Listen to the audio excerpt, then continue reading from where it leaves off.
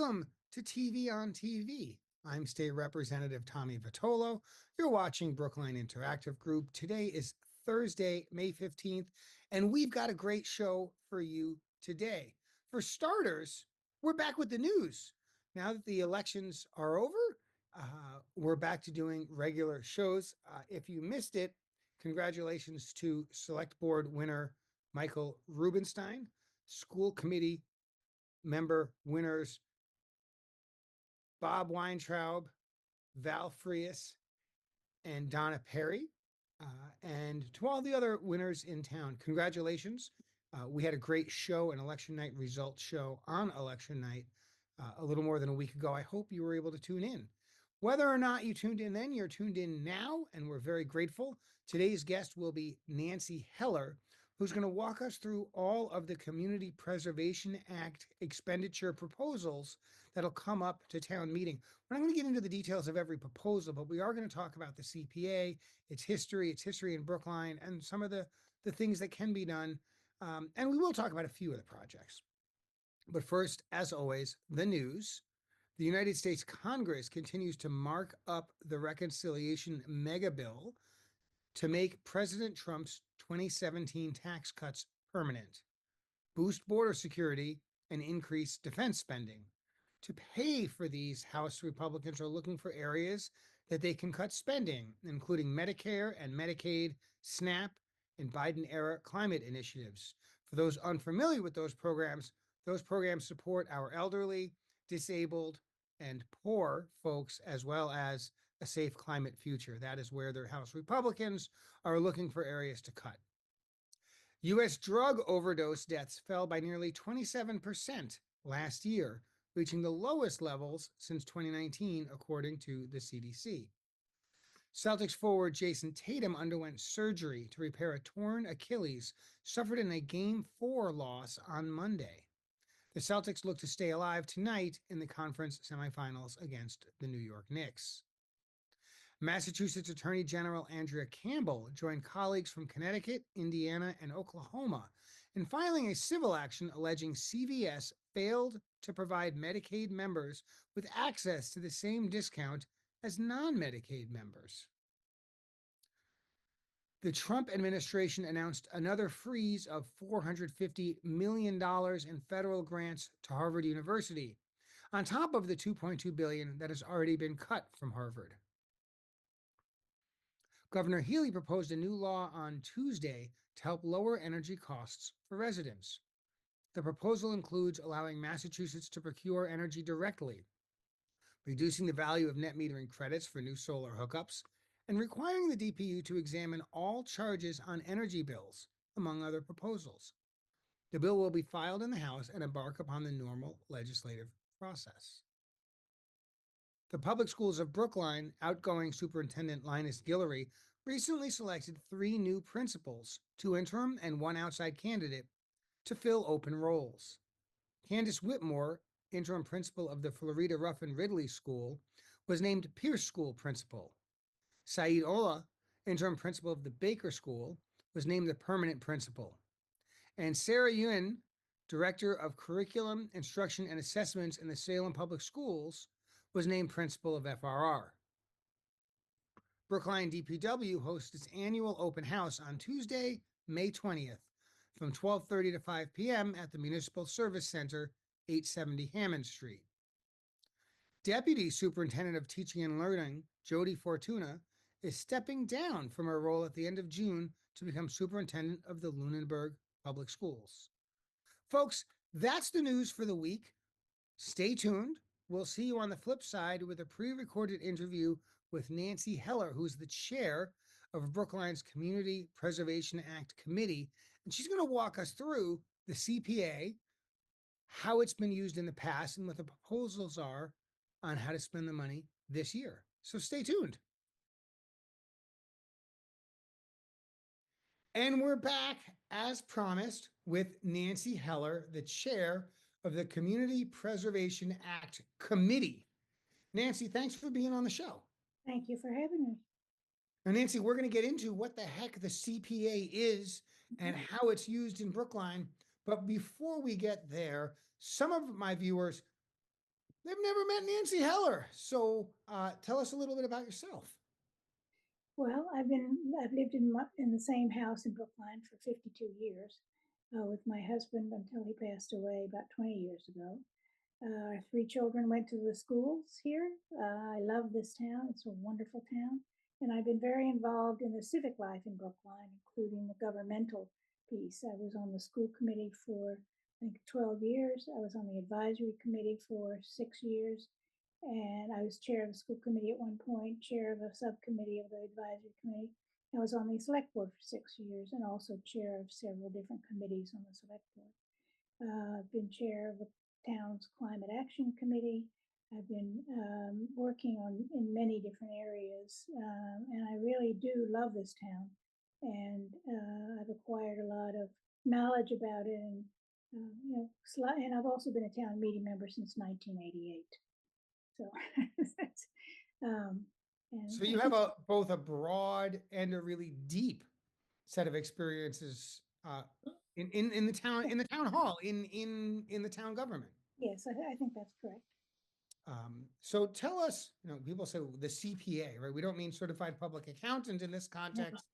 What are we talking about when we're talking So, about the CPA? all right, so CPA stands for Community Preservation Act, and it is a program of the state. It was enacted in 2000, I believe it was September of 2000, by the state legislature, signed by Governor Salucci. It put into place a program of assistance for communities that adopt the CPA Act. And what does that mean? That means that communities have to agree by ballot initiative to accept a surcharge of between 1 and 3% of their real estate property taxes. And that's the bulk of the funding that comes to each community's CPAC. Um, Other sources of funding are a state match, and that varies very considerably from year to year. You never know what you're going to get. And we also get interest on the monies that we collect, and those stay in our accounts.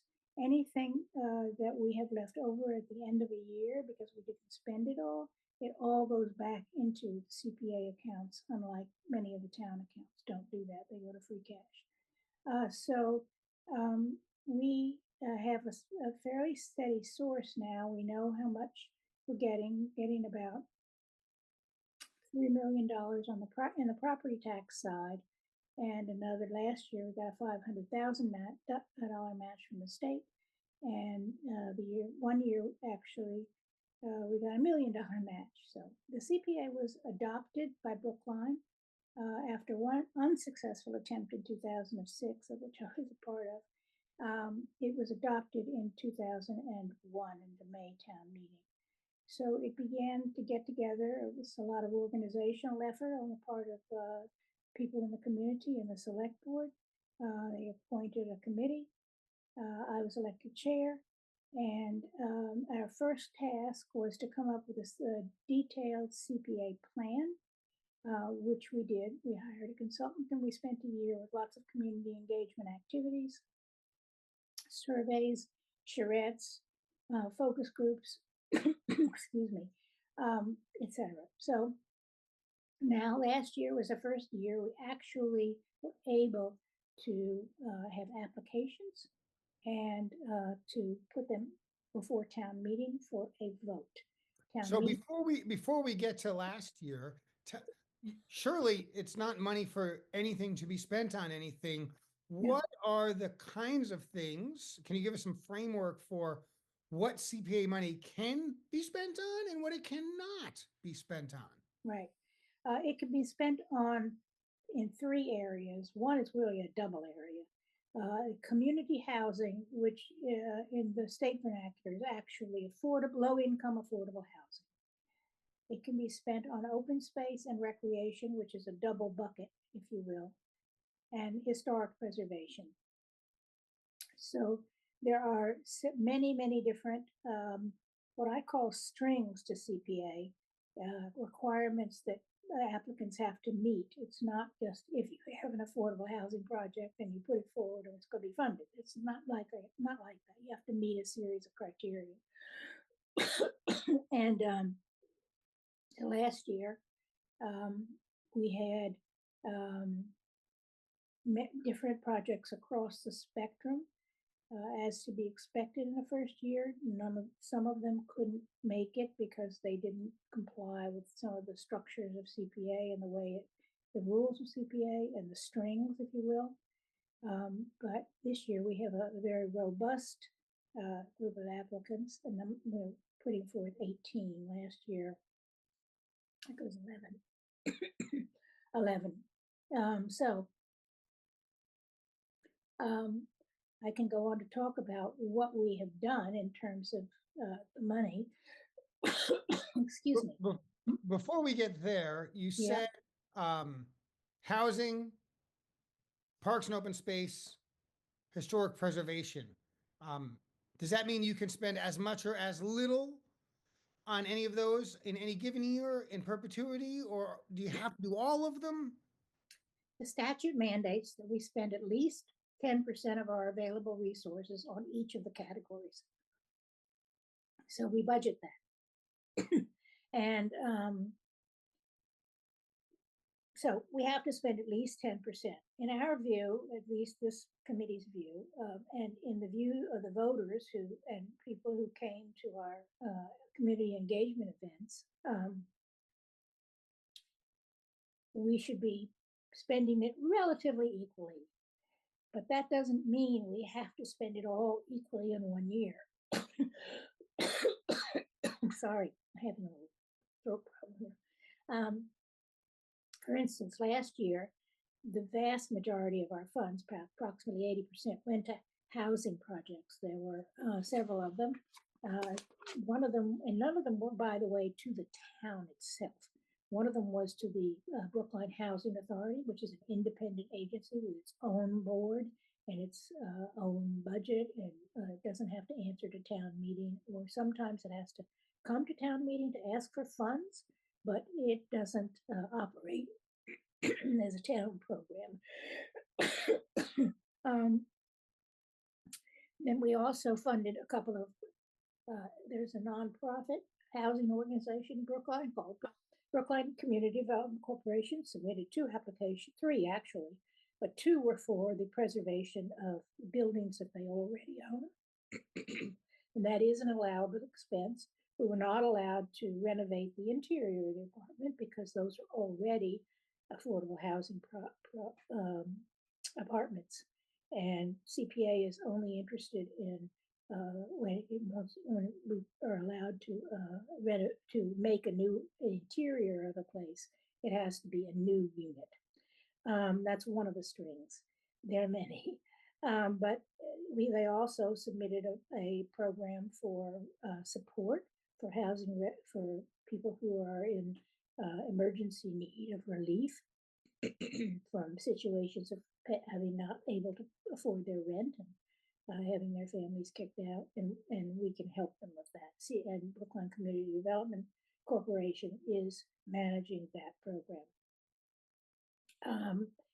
We also funded last year a $500,000 project of a roof at one of the housing projects, and that is again to preserve the structure. So you see that there are a variety. Last year, because we spent so much money on housing, almost $6 million, we have focused this year on, and although the applications reflect themselves, we focused this year on funding other areas. We funded the others also last year, but and notably historic preservation. We had an $800,000 grant to All Saints Parish Church. That church also raised another $1.2 million to fix the exterior. Again, it's a preservation of the historic structure. And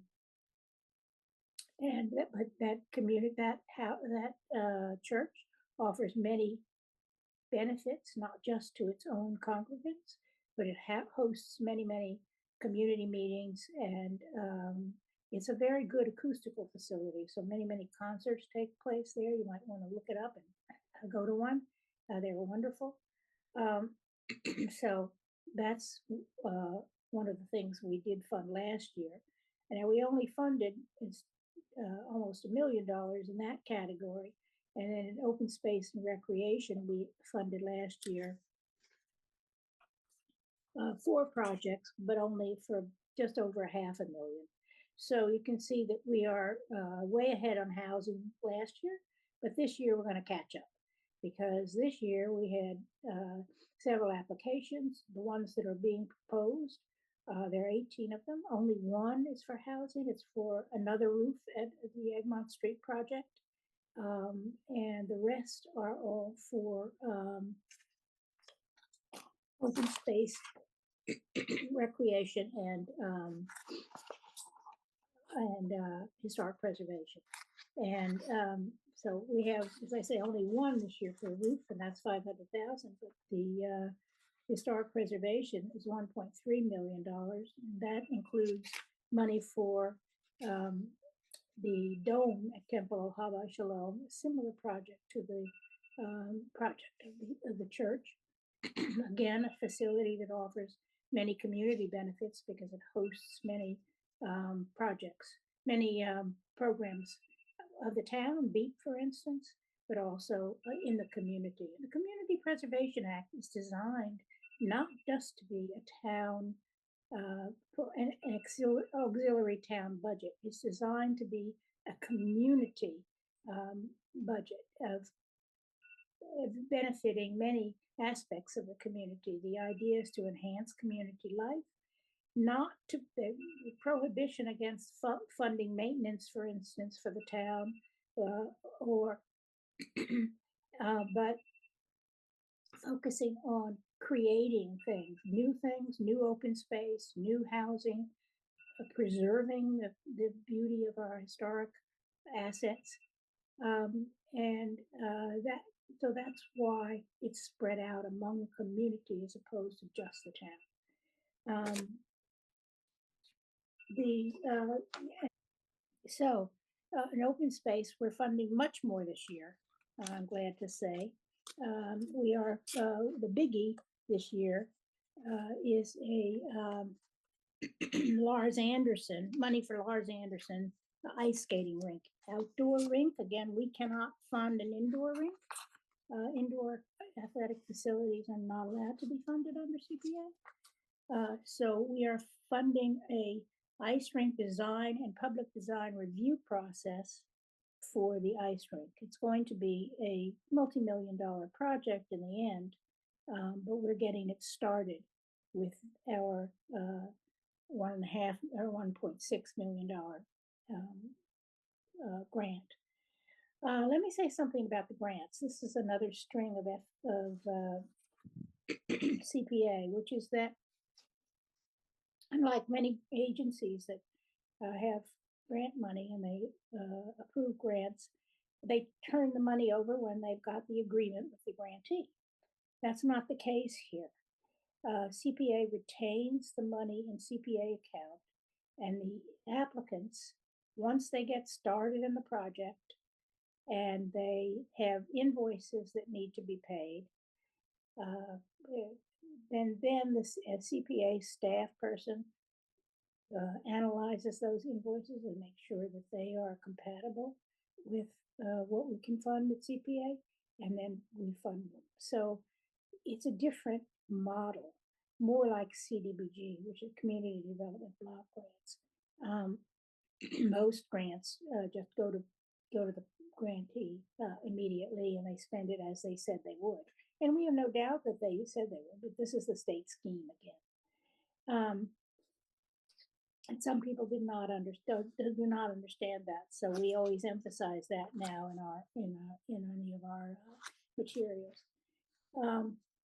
So we go to town meeting. The process is the CPAC takes in eligibility applications in the beginning of the year, September. I'm talking about the beginning of we kind of operate on the school calendar, not really, but and we have period of time that they can submit their eligibility. We analyze and make sure it is eligible, at least on the surface.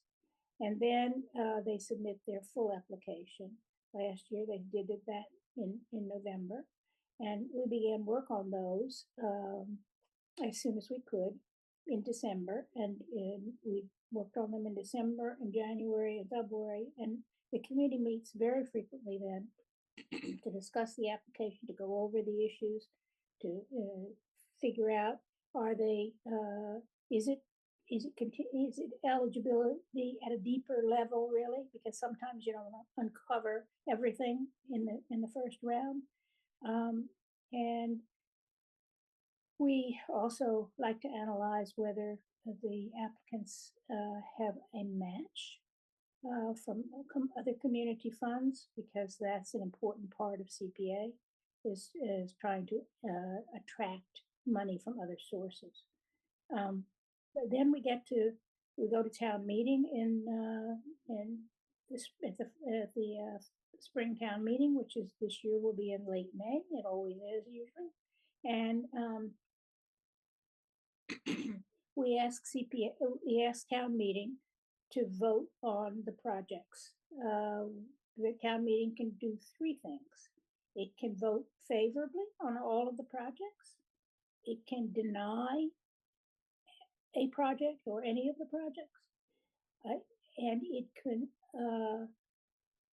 it could appropriate the recommendations that we make as a committee at a lesser level, but it cannot recommend or increase the amount for any CPAC project, nor can it initiate any new recommendations. So that's town meeting's role in essence. And we're kind of looking forward to getting there. So we've got projects this year. You mentioned the roof of a synagogue, if memory serves. No. Well, yes, but there's also first the roof of the Egmont Street housing project. Sure, that's a different roof. I'm sort of running through the project. The roof of the synagogue is actually called the Dome. It's a very iconic Brookline historic asset, really. Yeah.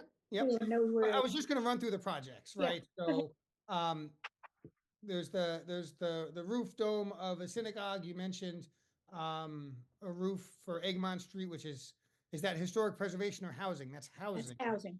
Mm-hmm. Right. And I know there's a significant number, many of them small in dollar amount, projects focused towards park and open space. That's right. Maybe one in Lars Anderson or more than one in Lars Anderson, perhaps some others around town as well.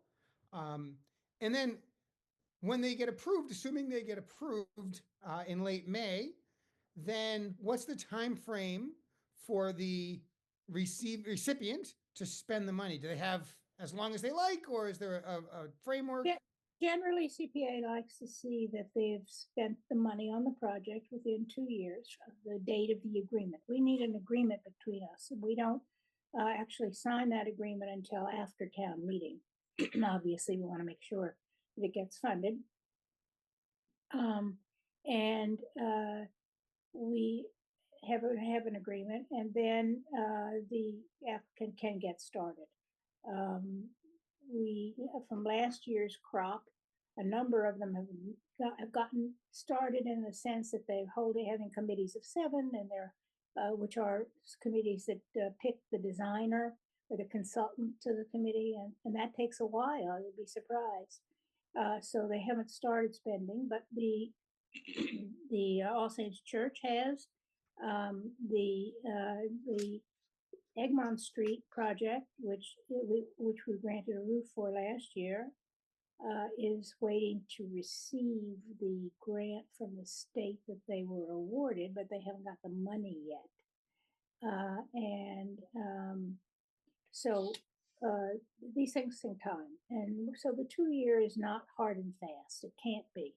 For instance, last year with the Walnut High development, a overall $75 million development like that takes a lot of time and a number of years. So there's Sure. no way it's going to be done in 2 years.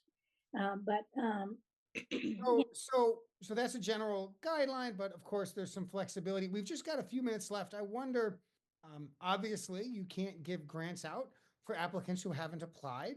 So you're not deciding where no. the community should go, but what are some maybe potential future projects that haven't been, for things that haven't been applied for in the past few years, but could happen in the future if the cards, come out just right? What are some other kinds of CPA projects we might see in Brookline? Maybe. Mhm. Well, I suspect that there will be some additional recreation projects, for instance. I think that there are people who are interested in an outdoor pool. They've expressed that at town meeting 3 or 4 times. So I wouldn't be surprised if at some point uh, they figure out how they're going to make it happen. So that's one project. The other thing I should say is that our CPA plan, which is a pretty thick thing, yeah, you can go onto the town website and put in CPA plan and you'll come to it in the search bar. You'll come to it. Um, and it basically, we're also supposed to prioritize projects that have a positive climate impact, since the town is so interested in that. And also, we pay attention to projects that are designed to um, help residents who are disadvantaged. And that occurs mostly in the housing category, but also some in the recreation and open space categories as well. And historic preservation is basically preserving what we've got wherever it is. So it's not necessarily tied to that, but if it is, we would definitely pay attention to that. You mentioned recreation. Is it possible to use CPA money to acquire an additional ball field? And how the heck would we pay for it with just a few $1 million? Well, that's a very good question. First place, CPA could bond a project. We have not been too keen on that either. The committee, I would say, not been too keen on that idea because the bonding costs just eat out of our budget, and really our budget is less than $4 million a year. So we are, it's not a huge budget compared to other budgets in the town. So but having said that, I will add that we could partner with other agencies to purchase some land. And we could, and if the town partnered with us, it could be, they could hold the bond costs. So if land is expensive in Brookline, so that it's less likely that it'll happen. And also, there's not much of it, not much open space left really that is not already used by a park or another facility. But we are funding other recreation projects, restoring, renovating, and preserving the Ridley tennis courts. There are 3 of them this year is one of our proposals, and the Coolidge Corner and the Coolidge Street tennis facility, which they also play pickleball there. And they're very highly used. We're hopefully funding a community garden at the Elliott Recreation Center. So there are a lot of different interesting projects, and I would hope in the future we'd get some more community garden projects because that's a very, very sought after activity with long waiting lists for all the community gardens. And I'm sure this project will be filled in no time. And so I think we could use more of those. We could use more recreation, there's no question, and more open space and more affordable housing and preserving our assets, historic assets. So Well, Nancy, I want to thank you for coming on Brookline Interactive Group's TV on TV show to give us at least a taste of the CPA, the Community Preservation Act. I think it's helpful both for town meeting members to get a better sense on what they're voting on, um, in probably May of every year for the foreseeable future, and also helpful for the community at large to understand where this additional part of their property tax is going and what wonderful things it's being used for. So thank you, and please extend our thanks to all of your CPAC, your Community Preservation Act committee, and looking forward to seeing what projects we'll get this year and in future years. Thank you, Tommy. I appreciate the opportunity to talk about it. My favorite subject at the time. We'll see you in town meeting, if not sooner. Have a Thank great you. day.